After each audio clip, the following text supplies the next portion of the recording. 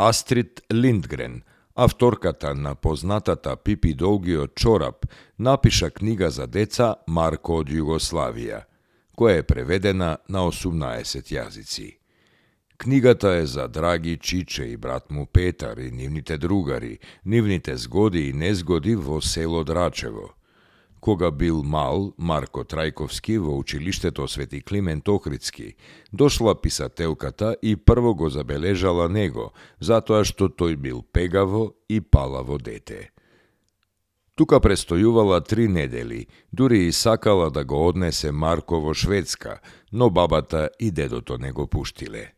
На јубилеот на писателката во шведската амбасада, Марко Трајковски бил почесен гостин.